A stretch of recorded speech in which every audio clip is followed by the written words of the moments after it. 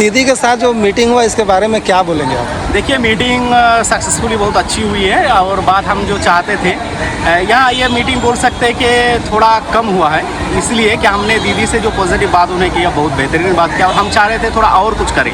जैसा हमारा एक तमन्ना था कि इसमें शायद दीदी इमामों की जो भत्ता है वो शायद बढ़ाएगी या और कुछ मसला के ऊपर बात करेंगी, ये हमने सोचा था लेकिन हो नहीं पाया। लेकिन जहाँ तक के ये सारे संगठन को एक साथ काम करने के लिए बताया, क्या क्या करना है, सब कुछ सही था। जैसे खबर हम लोग को भी मिली थी कि इमाम भत्ता में बढ़ोतरी किया जाएगा, उसको लेकर तमाम इमामों को इनवाइट किया गया है, लेकिन ये पूरा जो मीटिंग था वो सिर्फ वक्फ बोर्ड को लेकर ही टिका हुआ था। नहीं, खबर ये नहीं थी कि बढ़ने वाला है, ये खबर नहीं था। हमने ये सोचा कि दीदी ने जब पॉजिटिव बात करेंगी तो शायद उसमें ये बढ़ सकती है, हमने ये सोचा। ये पहले से हमें खबर नहीं था, हमने ये सोचा था, हमने ये तमन्ना किया था, हमने ये ख्वाहिश रखी थी, लेकिन ये हुआ नहीं। चलिए कुछ दिन पहले शायद बढ़ा दे। तो अब अभी तो ये कोलकाता में आप लोगों का संग्राम चल रहा है, इसके बाद क्या दिल्ली जाएंगे दीदी के जो? बिल्कुल जाएंगे। नहीं, हम जाएंगे, हम अपनी जितने संगठन है सब एक साथ होके जो हमारे स्टेट में है उसमें हम भी हूँ एक छोटा सा एक सदस्य, तो हम सब मिल के जब मशवरा होंगे उसके बाद हम डिसाइड करेंगे कहाँ जाना है, कैसे जाना है, क्या बोलना है, वो डिसाइड के ऊपर होगा, वो मशवरा के बाद।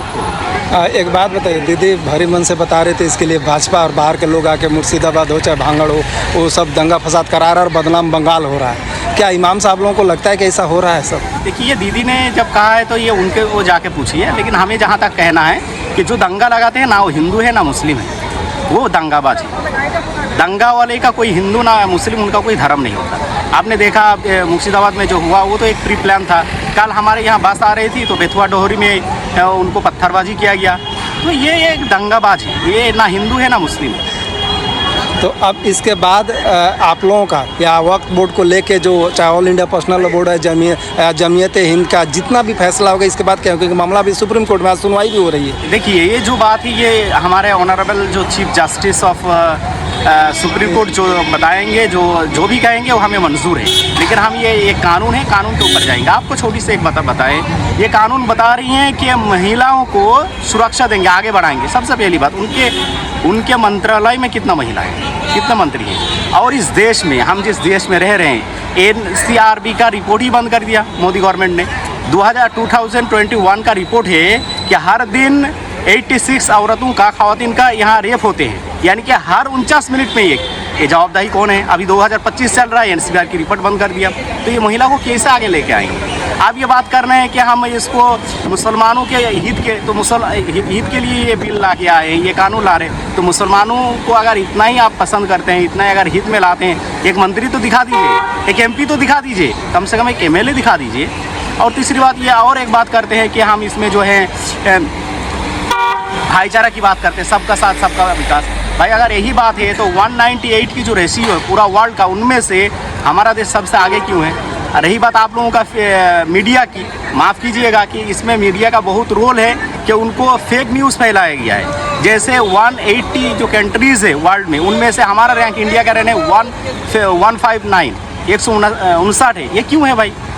तो ये सब प्री प्लान चल रहा है, ठीक है, ये गेम है, लेकिन हम संविधान की जो रक्षा है वो हम करेंगे और मरते दम तक करेंगे, क्योंकि हम इंडियन हैं सबसे पहले, उसके बाद हम मुसलमान हैं।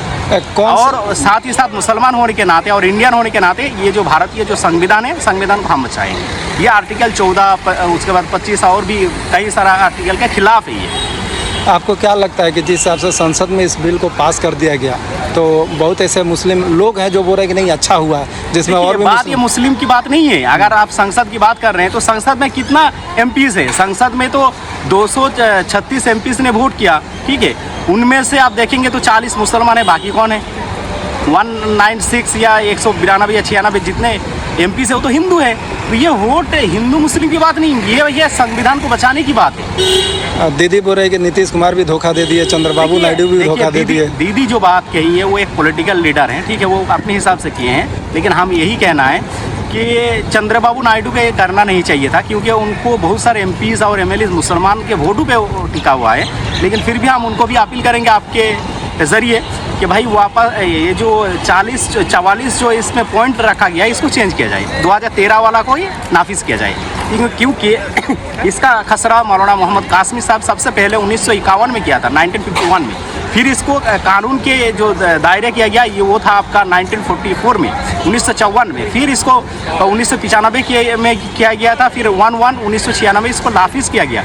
फिर 2013 में किया। तो हमारा कहना है कि 2013 वाला जो था उसी को रहने दीजिए, और ये 25 वाला जो है ये कानून के खिलाफ है, इसीलिए विरोध है। ये विरोध हिंदू मुसलमान की विरोध नहीं है, ये विरोध है कानून को बचाने की विरोध है।